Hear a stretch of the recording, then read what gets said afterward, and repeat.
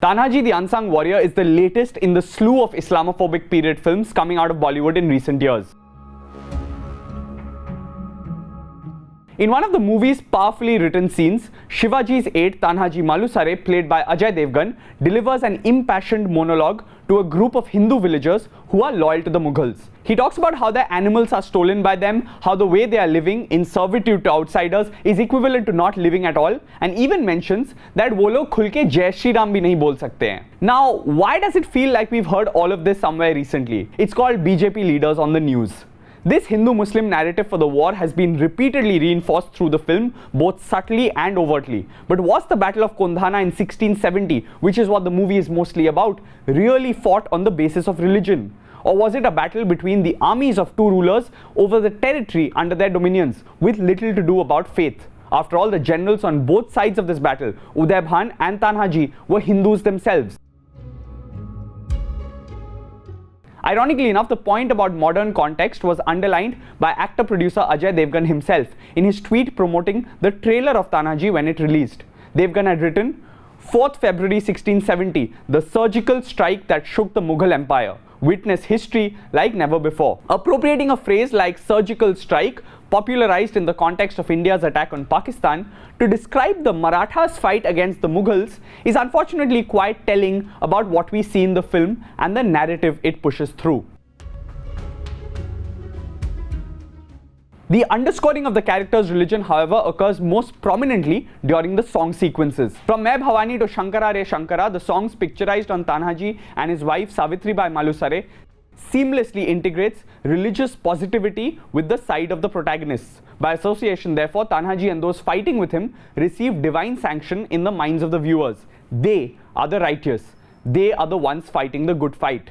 This technique of tilting the scales in favor of one side in the war is particularly insidious because it also helps establish the religion-based nature of the conflict that is being portrayed on screen. The entire movie is also presented as a freedom struggle for Hindustan. We're repeatedly told that this is a battle for Swaraj of the people of this mitti, sons and daughters of the soil. But portraying a battle like the one at Kondhana as a veritable freedom struggle for Hindustan and for Bhagwa, yes, the movie literally says that time and again, achieves the feat of presenting the Muslim ruler as the other and the Bhagwa as belonging to this land. Needless to say, this fits in rather perfectly with a certain ideology. It's not that I have an objection to a film being made about the battle between Uday Bhan and Tanhaji. My objection is to the black and white portrayal of these two commanders, one as the personification of the devil and the other as a man who can do no wrong. From the way Uday Bhan Rathore eats his meat to the way he dances, villainy exudes from every aspect of his body language and everything he does. It will remind you of Ranveer Singh playing Alauddin Khilji in Padmavat, devouring meat like he was a demon. And well, we all remember Ranveer dancing in that movie. If we didn't know better, we would have mistaken some of Saif's moves to be an homage to Ranveer Singh's portrayal of Khilji. Razi, directed by Meghna Gulzar, is a fine example of a movie in recent times having shades of grey in characters on opposing sides. Remember Vicky Kaushal as the Pakistani army officer? So it is entirely possible to have an engaging movie with a gripping plot and audiences hooked without resorting to the kind of absolutism we have grown accustomed to seeing in Bollywood's recent period films. If you watched our Films and Politics Roundtable recently, filmmaker Neeraj Ghewan makes an excellent point about how Islamophobia is portrayed in films in various ways. Ghewan was talking about Islamophobic films in general and not particularly about Tanhaji. It goes so subtle that you look at the color palette or how the production design is done. It's mostly blacks, it's mostly dimly lit.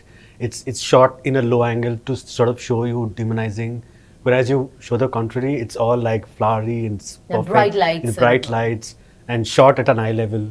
You saw it in Padmavat in the stark contrast between how Maharawal Ratan Singh and Alauddin Khilji were portrayed, and you'll see it in Tanhaji too. And for these reasons, unfortunately, Tanhaji the Unsung Warrior leaves much to be desired and ends up being more reflective of the India we see than the India we would like to be.